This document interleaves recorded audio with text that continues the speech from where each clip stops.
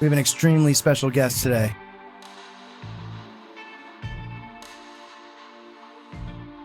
So Pete Dominick, who is a Renaissance man. Man of many talents. Stand-up comic, news commentator, host, journo activist, panel moderator, so much more. Pete's going to be joining us on the program today.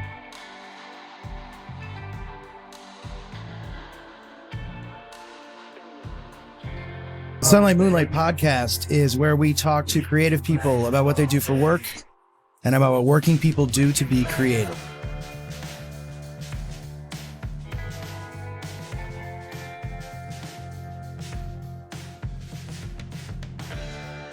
So Ryan, as we get started here on the Sunlight Moonlight podcast, what is your big item from this week? Well, I have two. My son is sick with the flu. Oh, I'm sorry. There's that, since he's been out all week. And then I have a show on Monday up in Catskill, New York. So, what kind of show? If you know anybody, it's my band, Ears with Eyes, which is a punk performance art type deal. We set up like we're in an office cubicle.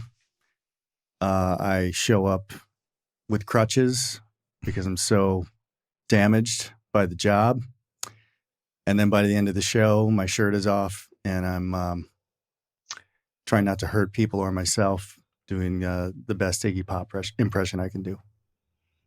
One of my favorite things, having played multiple shows with you, having seen you perform live in several different formats and outfits, my favorite part is when your shirt comes off. It happens. I mean, if you're going to go for it, go for it. What I think is weird, though, is that when you take your shirt off, you're wearing a sweater underneath your shirt. I'm very hairy. And I kind of want you to take that one off, too. Well, we can discuss that later. Her suit. Her suit. My How big about item, you? Yeah. Well, my big item from the week.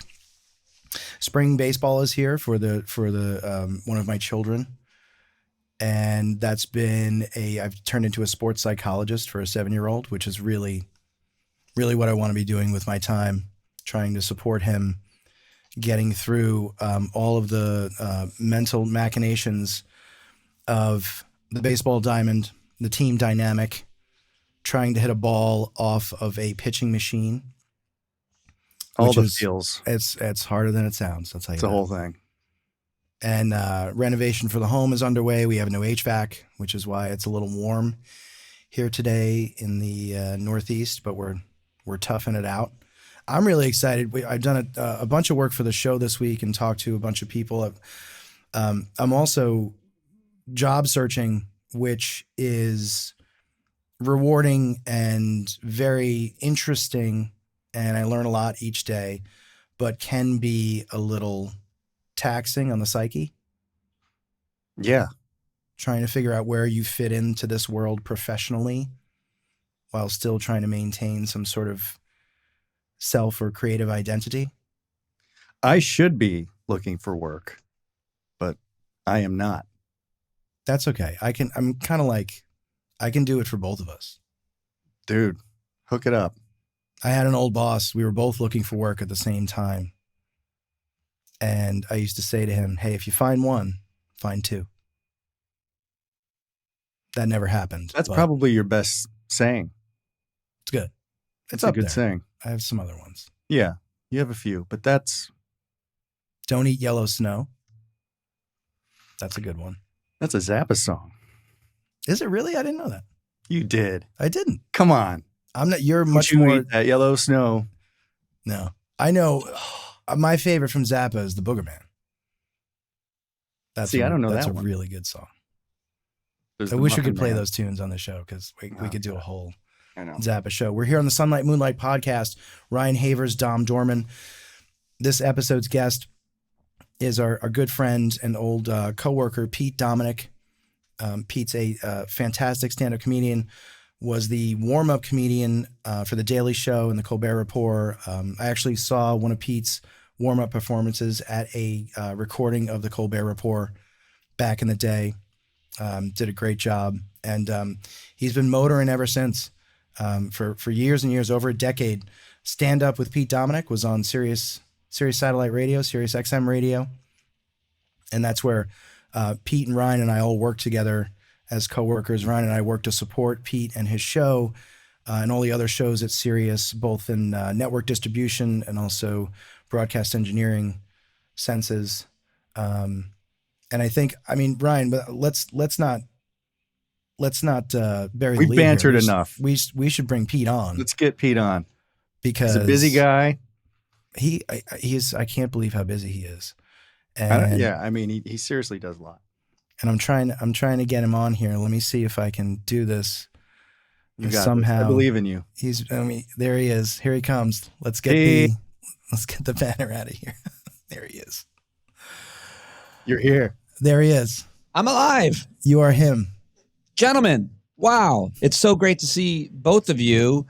And I'm so honored and flattered that you asked me to join you. You two are, as I recall, two of the good ones. Oh, that's nice. Thanks, man. You know, and you're a good one. There was you, a lot sir, are a good one. There were a lot of bad ones. You know, when you're working in corporate America, much less corporate media, you know, people play by different sets of rules and you have to play the game. And if you want to keep your job, you can't rock the boat. And it's, you know, I don't really judge many people for any of their behavior, but you guys were always super supportive and kind to me. And I always felt, you know, whenever I'd see it, feel happy to see it and secure knowing that you were supporting the show. And, you know, if anything went wrong, it was most likely my fault. Yes. And when that happened, we made sure that was very clear. Yeah. We wanted to make sure that you knew that. Yeah. It would be like, you guys would be like, hey, Paul. I'd be like, it's Pete. And whatever. Pete, well, Paul. It's funny because Pete, I was going through some old photos the other day. I have a whole a folder on a hard drive that was all photos from when I was doing remote broadcasts for Sirius satellite radio back in the day. And I found a photo of a young Pete Dominick from 2007. We were down in Miami doing Radio Row. Yeah. And Pete was running his show from down there, interviewing all. What they would do is that Sirius would send down a bunch of different. It wasn't just NFL radio; it was like a bunch of different entities to try and capture the not only the sports well-known folks, but the celebrity aspect of a week-long event like that. And you were a company man wearing your little Dog Star hat. And that was a really fun time. I think that was probably one of the first times we worked together. I mean, I know you were in studio before that. I don't remember seeing you there. The proof is that I took a photo of you. I'm going to see the photo. Well, tell everybody who the photo is in the photo with me that you sent me. Well, all right. So there's one photo that's just Pete, and he's giving me the thumbs up, and it's very, very entertaining. And then there's another photo where Pete is interviewing Jared from Subway, who turned out to be a horrible pedophile. What's weird is I also, that same trip, interviewed Jerry Sandusky, the Penn State coach. Oh, man. The gymnastics, Dr. Nasser. No. And Bill Cosby. Jesus. Yeah. In the same week? No, of course not. But oh, my God. Imagine if I did. But all I remember about that trip is that when you're in, as you described, Radio Row, they like just start feeding you gas and people just come over. But a lot of these people are kind of legendary. And as the host, you want to be prepared, but I don't even think I had a producer during that trip. And so I'm almost positive it was the very, very famous track star. I think his name was Edwin Moses. Or something, and they brought him over to me, and you know he's a legend, but I didn't know anything about him, and it was just so embarrassing that I was sitting down with this legend, and I couldn't show him like the proper respect. I was like, "So you like running and jumping and stuff?" So you like professional sports? It's a rough scene because it's so chaotic, and it's so long. I mean, it goes for this long week, and actually, that was one of my one of my last events that I did in that role at Sirius, because after that I kind of burned out. I was on the road for a while. I got mono. And then I was home for a while. Yeah. And then I wound up taking a different role that was based in the studios at SiriusXM. But that was a fun time. And it was always difficult, you know, sort of dealing with different personalities, because some of the folks were really nice. Some of the hosts and talent were really nice. Like Pete. Pete was always easy to work with. And, hey, can you turn up my headphones? Yeah, of course. Like, that's not a problem. But then other folks would be like, you know, don't you know who I am? And I'd be like, no, but I can help.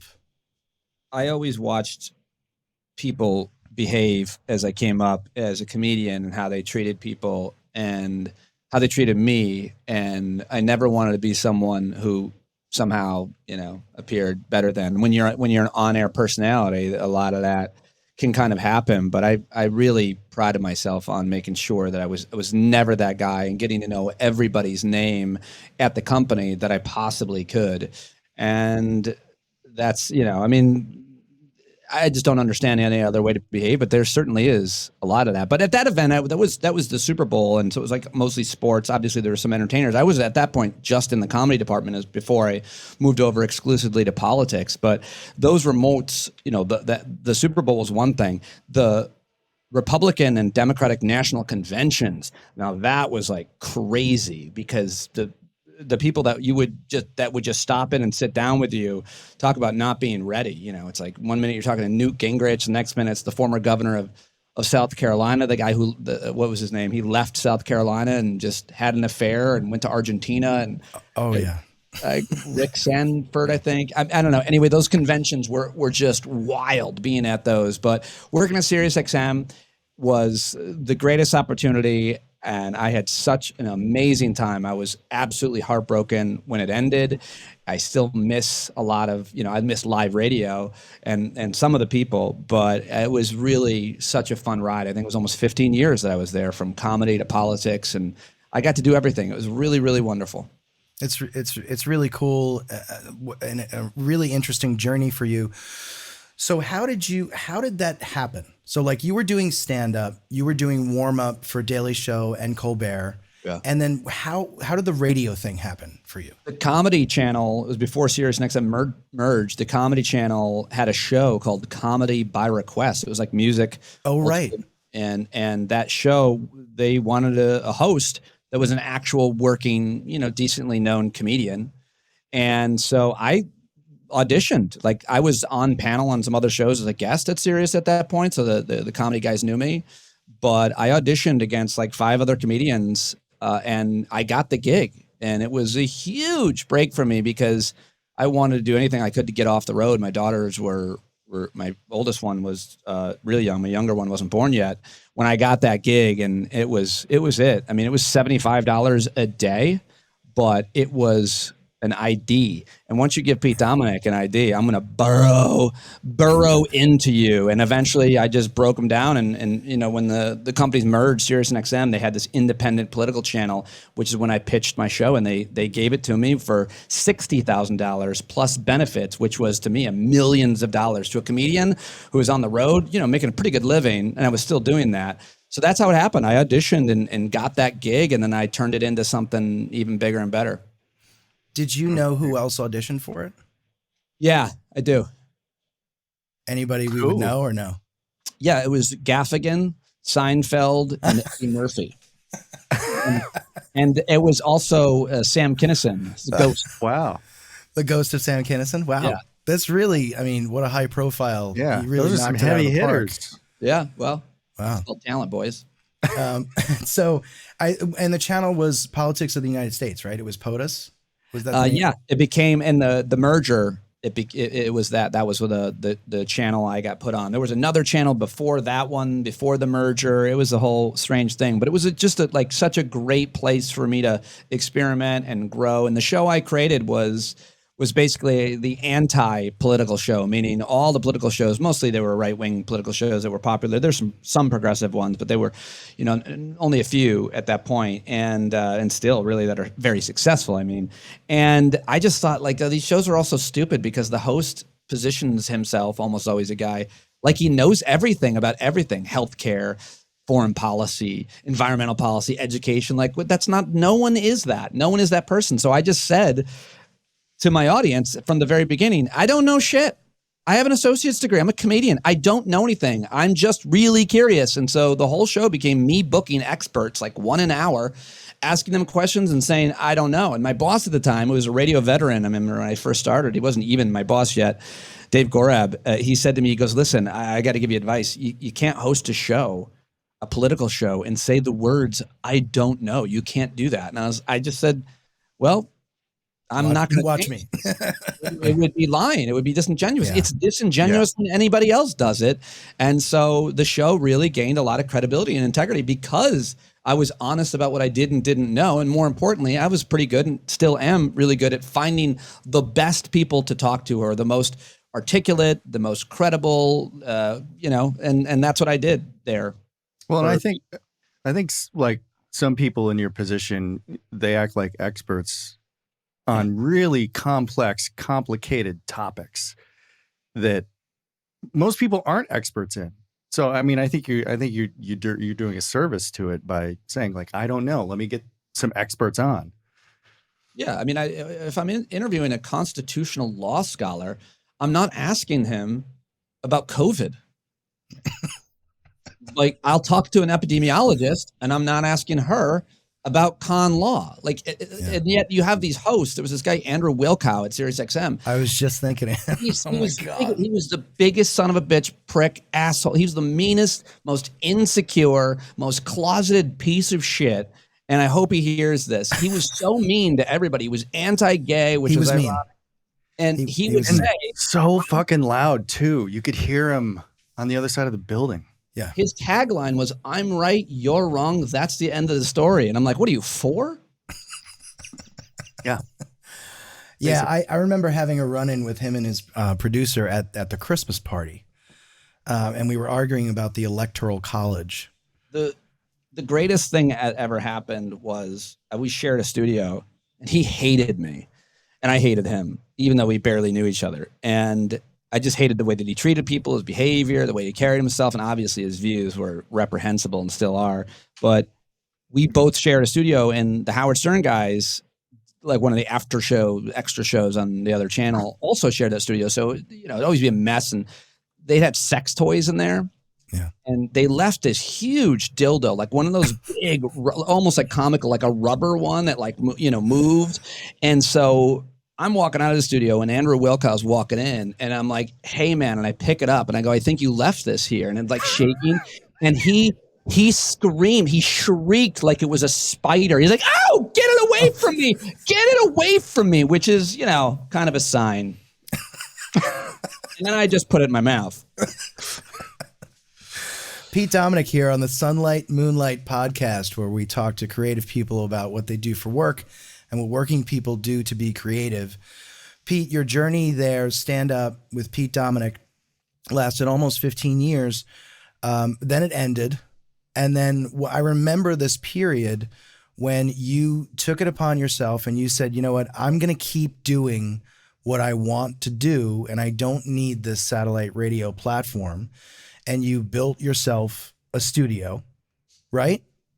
Well, SiriusXM had built me a studio, and I was still using that. And then, I did build a different one in a shed outside. I remember. Because I thought, if I'm not going to be in corporate media anymore, I should be really anti-corporate media, have a shed in the woods. What could be more independent than that? But it was the hardest part of my career and life. I was flying high for years, doing everything. I was at CNN. I was at SiriusXM and Comedy Central all at once. I was on TV every night. I mean, at one point, and it was an amazing ride. But I will say, people often ask me, how have you been successful with podcasting? How do you make money doing it? I'm like, well, I was on national radio for almost 15 years. So without SiriusXM, I never could have done what I'm still doing now, because that audience, enough of them came with me. And it's obviously always hard to build and to grow and to sustain subscribers and listeners and so on, whether you're doing it on your own or with corporate media. But thanks to working there for so many years, I was able to bring enough folks with me to be able to keep doing what I'm doing. And I can't believe I have been able to be successful because it's been really hard and I do it all on my own. But I post a new show every day, sometimes 6 days a week with like a whole news segment every day. It's a lot, but I've gotten, good at it enough that I can do a pretty good job at it, but it took me a long time. And once I figured out how to do it, I was like, what were all those producers doing for me all those years? Yeah. We were talking about that before you came on. Like you're so busy and like you said, you're live every day, 6 days a week. So your workflow must be so dialed in. I mean, that's a lot of work. Yeah, I've been doing it almost 4 years now, and I've got it. Yeah, it is. That's a good observation. I mean, I've got it down pretty good. I couldn't edit audio when I left Sirius. I had no idea. And now I've got like wizard fingers and everything moves real quick. And I've gotten pretty good at that. And, I've got no ego anymore. It's gone. And so I just do everything and work really hard. And that's hopefully enough. And so far it has been. It's probably a little too much. I don't have the work-life balance I want, but my daughters are older now, so I have more time to do it, and I love the work. I still love every day getting to interview who I think are the smartest people in the world about the most important issues in the world. That would explain why Ryan and I have not been invited to be on your podcast. Well, if I wanted to talk about how to decorate your room with guitars, I would invite both of you on. Just let us know whenever you're ready. I can't talk.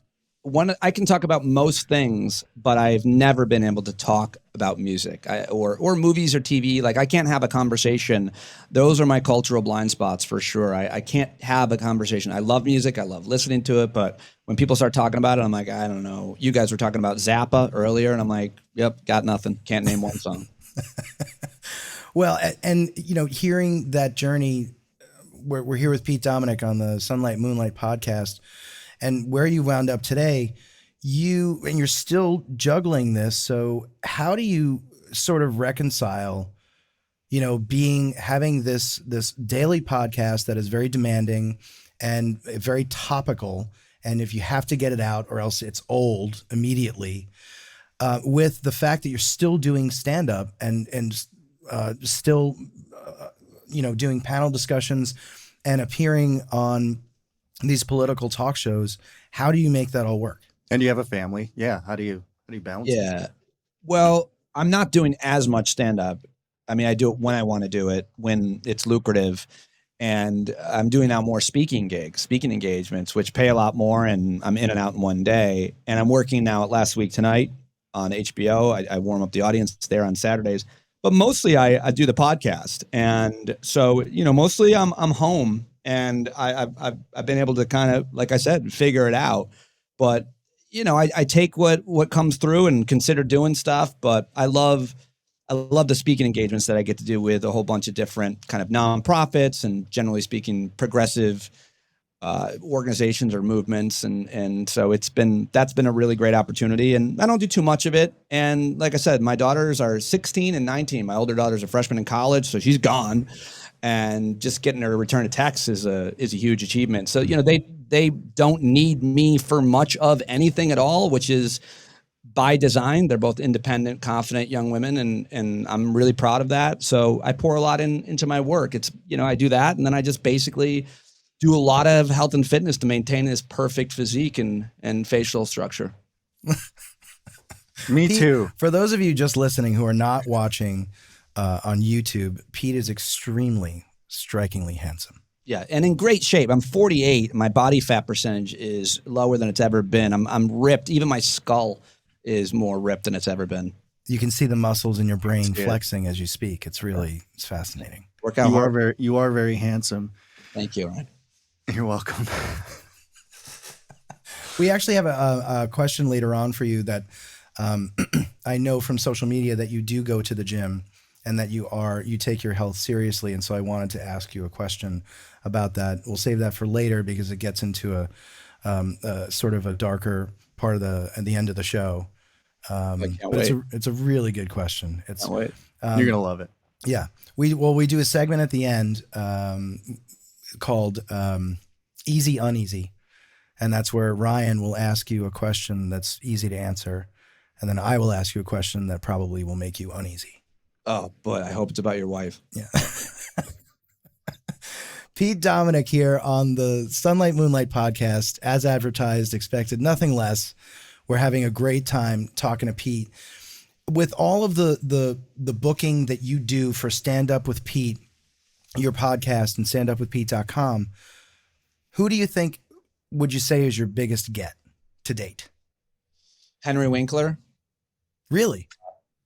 I mean, I'm thinking of celebrities, I suppose. Was that before or after the Emmy?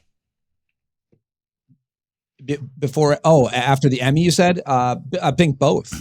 I become pretty friendly. I mean, a lot of the people that I got, on the podcast, they were guests of mine at SiriusXM, so I had a relationship and I had their contacts. But, a lot of the people you wouldn't know either. I mean, the people that my audience loves are the smart policy experts, the health policy guy, the epidemiologist, the climate folks, the political analysts that people just love to hear from. So I pretty much get anybody in that world to talk to me. And the ones that are the best aren't necessarily the most well-known, because the most well-known ones have higher profiles, often as a result of being kind of starfuckery, sellouts, they'll say kind of, almost anything. So that some of the names you wouldn't know, but they mean a lot to people because these folks help people understand what the hell's happening in the world, how it impacts their lives. So name a subject and I can name, any number of guests that I've had on that subject, but that's generally what we do every day on the show. Yeah. I think, watching and seeing through your promos through social and who you have on the show, some guests have become familiar to me, some of the policy experts and the constitutional law folks. At Sirius, I interviewed a lot more celebrities, but that's because they wanted me to, because it was good for, the network. I didn't really, sometimes they were great, but a lot of times they were not fun to talk to. They might be great actors or artists but somebody else is writing their lines and you get them in studio and it's like, what is happening? But I mean, then obviously there's some comedians and actors who are the funniest people you could ever talk to, like Kevin Nealon or Jeffrey Tambor or Bob Saget was always amazing. I mean, so many different people. I love talking to those folks, but what I'm doing on the podcast is generally speaking different. We're having such, it's so crazy what's happening in the world, and people really want to understand it, and they want to know that they're living on Earth One in a reality with other people where Joe Biden won the election, vaccines work, and Buzz Aldrin walked on the moon. I interviewed Buzz Aldrin at Sirius, and it was probably the most awkward, weirdest thing of my career. He's weird. He's not good. He's very eccentric, and he got mad at us doing a misunderstanding. Wow. The couple of clips I've seen of Buzz Aldrin being interviewed are not I don't know if he's all there really. Well, I don't know that he was ever all there. But the best clip of Buzz Aldrin is a guy accusing him of not ever walking on the moon and saying it was all conspiracy, and Buzz Aldrin just punches the guy right in the face. Right. Might be the best thing on the internet to me. That's how I know. Like, if I ever get a little bit have trepidations about, was it real like that? When you see that clip and you're like, no, that guy walked on the moon. Yeah. I would. If I walked on the moon and someone told me I didn't, I don't care if it was a baby, I'd punch that baby right in the face. We're here with Pete Dominick on the Sunlight Moonlight podcast. I think known baby puncher Pete Dominick. Yeah, that baby had it coming. And Ryan, baby Thanos. That's right. They did talk about going back to see baby Thanos and maybe just ending it there. Good job, Dom. I'm a big Marvel guy. Ryan, I think you had a question about controversial guests. Well, yeah. I mean, who is your most controversial guest to date? Geez, most controversial guest. Whew.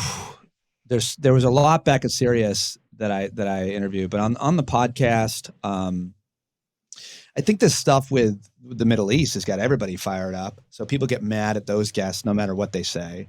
That's for sure.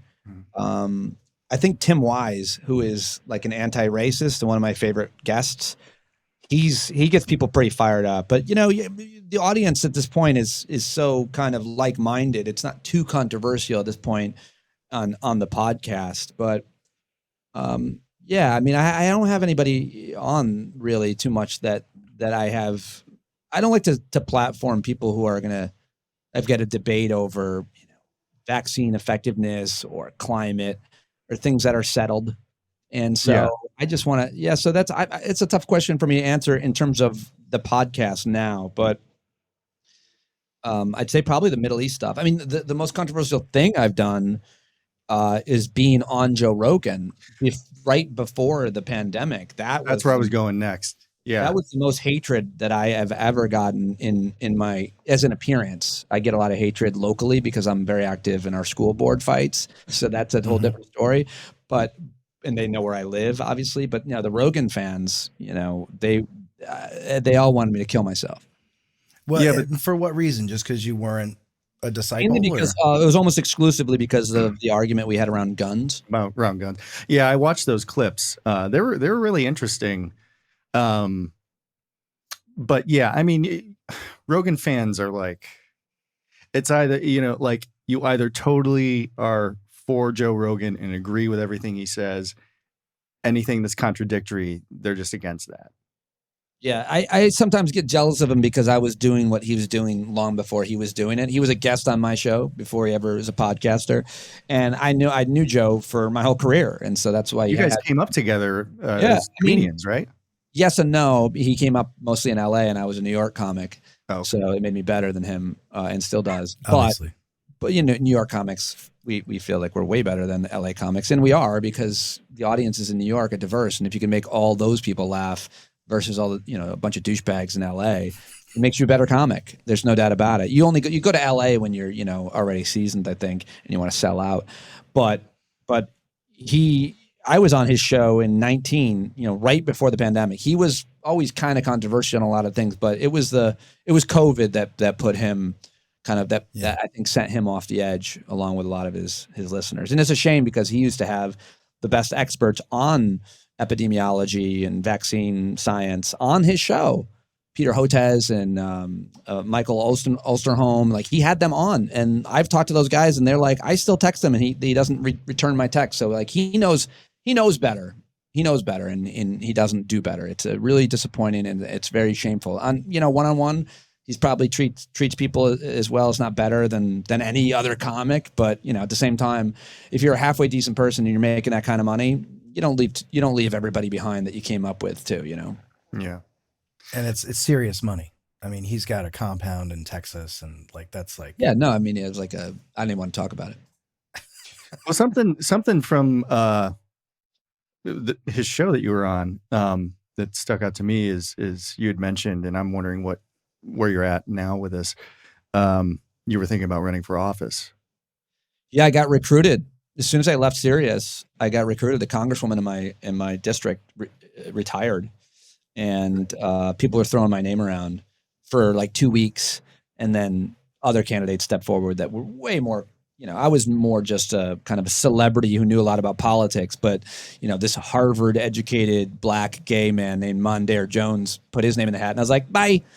But then I did run. I got recruited then to run for town council, and I almost did that, but in the end, my wife wouldn't let me. I think I want to say that's a smart move, not only because I really like your wife, but also because local politics, I think, are for people like you. I think your talents are probably better served elsewhere.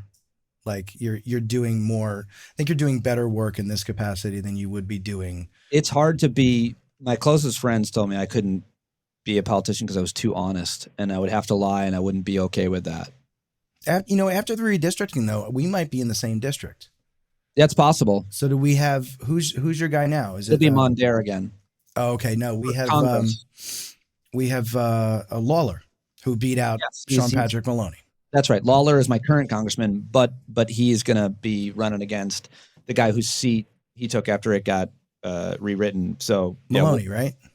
Huh? Maloney, Sean Patrick Maloney. No, he's out. No. Mondaire Jones is going to probably be the Democratic nominee up against the current Republican Mike Lawler, and his Just for Men beard face. So I don't like dyed beards. Yeah, I don't like congressmen who support Donald Trump. Yeah. Well, and There's that. Yeah. So here's that's a good segue actually. I was wondering so you're wearing these different hats. We're here talking to Pete Dominick on the Sunlight Moonlight podcast, standupwithpete.com, Pete's daily podcast.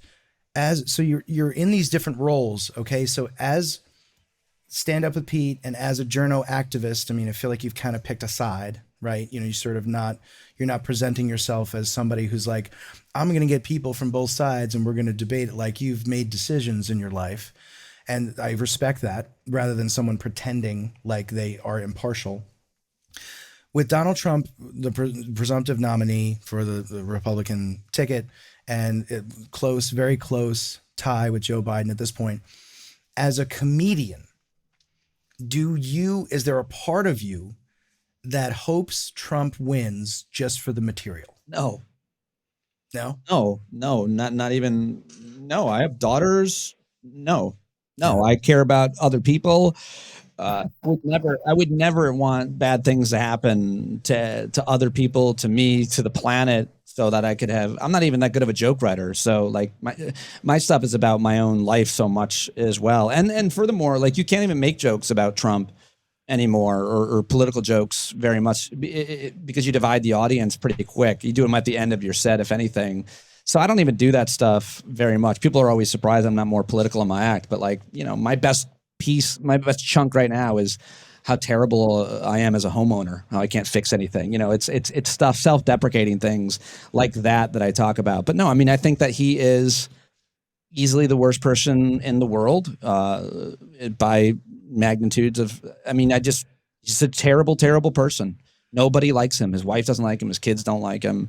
And yet he's got a cult following still, but no. So the answer is absolutely not. I think that he is a danger to society, to the planet, and to every living thing. Yeah, I mean, I think that's pretty clear. And I also, what always struck me about him, even watching him come up, you know, being a New Yorker my whole life. And, you know, my father worked in real estate, and, you know, Donald Trump was like his god, right? Art of the Deal came out and he was just like a disciple. Uh-huh. And it was unfortunate for everybody around us. But I always think it's really sad how, you know, okay, so if Donald Trump says he was so wealthy, maybe he wasn't, but now he is because of Truth Social. He's so wealthy and ostensibly successful, and yet still so kind of mean and angry. And I always thought that was such a shame. Truth Social is empty. It's zeroed out. It's bottomed out. He'll get no money from that. So that's not even true. And I'll push back also. And you said, you know, when you said you're one of those guys who, you know, is not shy about picking sides. I mean, there aren't two sides, because I know a ton of conservative Republicans who disagree with me on almost everything. As long as you agree on the winner of the election is the winner. Like, that's democracy. If you don't agree with that, it's not a side. Like, we have to have a starting point where no matter what the election is, whoever gets more votes is the winner. And the fact that he convinced so many people that he won, that it was rigged, is, well, those people are idiots, because there was never any evidence of that. His own people. I mean, at this point, I don't have any. I used to have empathy for people who believe certain things, but I don't. You know, around COVID and other things that are a little harder and more controversial, but I have no empathy for anybody who thinks that Donald Trump won the election, because there was never any evidence of that, according to his own people, according to, you know, every court in the land. And so if you're okay with what he did around the election and what it led to with January 6th and everything, then you're on it. It's not that Republican or Democrat, liberal, conservative. It's you root for the Lakers and I root for the Knicks, and the Knicks lose and I say they didn't lose. Like, who does that?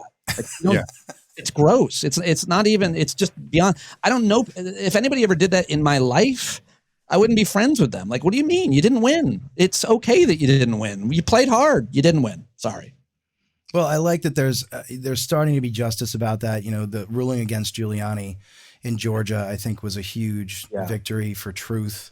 And you can't just call people criminals and liars and get away with it without any evidence. So that made me really happy, just to, again, being a lifelong New Yorker and seeing the arc Rudy Giuliani's sort of ascension and descent. If you lived in New York, when I lived in New York, I moved there in '95, and when he was, mayor before 9/11, if you knew any black or brown people, you knew they hated him. Like he was only liked by people in Manhattan, white people, wealthier people, because of the bullshit he cracked down on crime and all that stuff. But that guy was always the worst. He's always been almost increasingly just an empty barrel and just a creep around women. He's a terrible person. So I couldn't be happier that he's at the end of his life been completely disgraced, along with almost everything else. I mean, everybody Trump touches dies.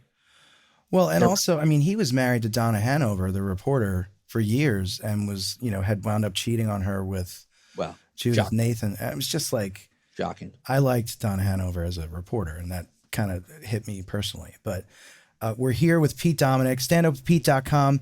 On the Sunlight Moonlight podcast. We're coming to the end of our time here, Pete, and I can't tell you how much I appreciate you being on with us. We mentioned before that toward the end of the show, we do a segment called Easy Uneasy. And this is the part of the show where Ryan will ask you a question that should be easy to answer, and I will ask you, in contrast, a question that may make you uneasy. Great. This is a two-parter, and I know the answer to the first one, but I'm still going to ask it because I want to hear it from you. Do you work out, and how often? Yes, as much as I can, almost every day. And I was a personal trainer when I first started in comedy, pursuing a career in comedy in New York City. And I did that for like 7 years. And before that, I was a high school, college athlete, lacrosse and soccer and skiing, snowboarding. And so my dad's like a competitive cyclist and ski instructor. He's 80 years old and he's still in great shape. And so that's kind of how I was brought up. And so, yeah, I work out almost every day. I eat pretty well. And I have a whole practice that I do to take care of my emotional and physical well-being every single day. I mean, I'm not always consistent with any of it, but I have a pretty well-defined meditation, exercise, reading, writing, and I could do better on diet. My problem with food is I sometimes forget to eat, if anything. Oh, I wish I had that problem. Yeah. Sometimes I forget to stop eating. Yeah. It doesn't end up well. I love chips. So that's my weakness to fries will be the end of me. I will die of French fry inhalation, most likely. But yeah, so that's easy. That's an easy one. Now, what did I answer it? Yes. I think so. Ryan, are you satisfied?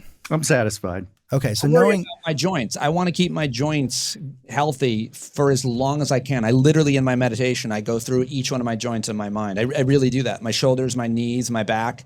I think about it. I think about how much I sit in front of a computer. I get up and move. I stretch. I do as much as I can to stay healthy, because I just think it's just nothing's more depressing than to be in some kind of physical pain. So I'm happy to take the pain of exercise and stretching and all that to make sure that I can stay this way as long as possible. This beautiful, beautiful specimen that I've become.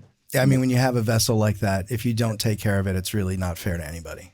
That's basically how I see it. Yeah. Also, I like a good body scan. You go through every joint, all I go of your like connections. Shirtless in places that people shouldn't be, just to show people that. By the way, this is funny. I'm 48, and now my beard is, I've been bald for 24 years basically. I went bald early, but now my beard is pretty white. And so for the first time, I'm running the same place I run, a few days a week. And I see a guy, maybe 10, 20 years older than me, and I'm running, and this has never happened. And he starts clapping. He's like, what are you doing? What is this? That's great. He's like, good for you, old timer. Yeah, I have the gray beard now too, which during a job search, so I can't grow a beard until I get a job again, or else I'll just get aged out of the market. But knowing how much you work out and how much you must be inside gymnasiums of different types and around other men who are working out, when you're showering in the locker room, when you're hanging out in the locker room, because I'm sure you spend a lot of time there too, knowing you, do you ever look around at other men's genitals? Not anymore, but I used to all the time. When I worked at the gym, it's basically all I did. I mean, I have tons of stories about my early days in Equinox. I mean, one time when I was 21, naive. I just moved to New York. I'm working at this gym, and I just had no idea. But I'm in the steam room, and I'm sitting there, and I look across the way, and there's some guy sitting across from me. He opens his towel, and he's got a full bone. And so I didn't. That happened to me. That happened to me in Midtown New York Sports Club. That happened to me. Yeah, that's how we met. And I was like, "Aren't you? Look at us now. Don't you work at Sirius? It's so good. Turn my volume up, could you?"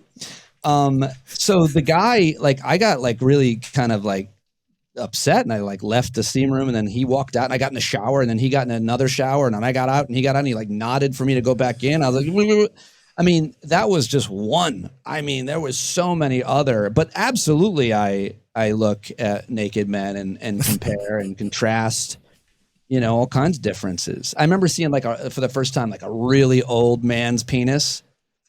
And I could not look away from it. I was just like, wow, it looked like a sad little burrito. It had a hood on it. And I remember, you know, I'd never seen an old man naked like that. And I was like, this guy. And then they just like, guys like that just love to walk around naked in the locker room. So I feel like an obligation to stare at them. There's definitely an age at which, yeah, I mean, the guy has earned the right to just walk. It's weird because when I saw that old guy naked for the first time, so I just looked at him, I clapped. Just like you in the park, just like the guy in the park. Forward. That's right. That's that. I should know better than to try to make Pete Dominick uneasy with any question. Well, I'll make you uneasy on your show. I have a really inappropriate feelings about your wife, because granted, she's a very attractive woman, but like I met her once and we hit it off. So like we got along so well that like when I see her post on Facebook, I'm always like, what a great quality woman. Just beautiful, smart as hell, funny, confident. So, you know, I'll turn it around on you, and I hope that makes you uneasy. Well, you know what I'd say makes me most uneasy is how well your wife and my wife got along when we met. Like that got a little weird for a little bit. You know the actress Bridget Moynihan? Yes. She used to date Tom Brady. Tom Brady's, yeah. She's on Blue Blood. Beautiful woman, used to be a model. And I got to be pretty friendly with her because I'd interviewed her a few times at Sirius, and we were at this concert that called Global Citizen, the anti-poverty organization in Central Park. And there's a whole bunch of like celebrities backstage and stuff. So I'm hanging out with her and my wife and her husband. And so my wife and her husband are hitting it off. And so Bridget Moynihan looks down at me. She's like 6'3", and she's like, she goes, "Hey, our spouses are really hitting off. Maybe we should swap." So without missing a beat, I go, "Yes." Now, how about now? Wow. Yes, we should. That's great, man. Good for you.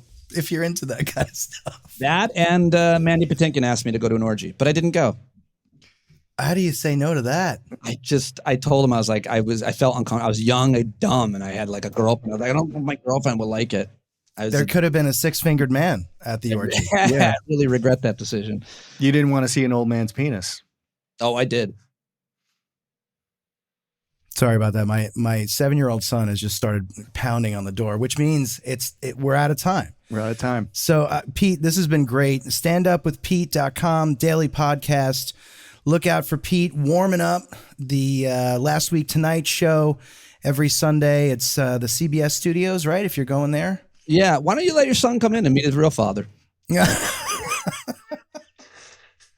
My boy. Pete, thank you so much. I want to have you back. Your son bold again and again.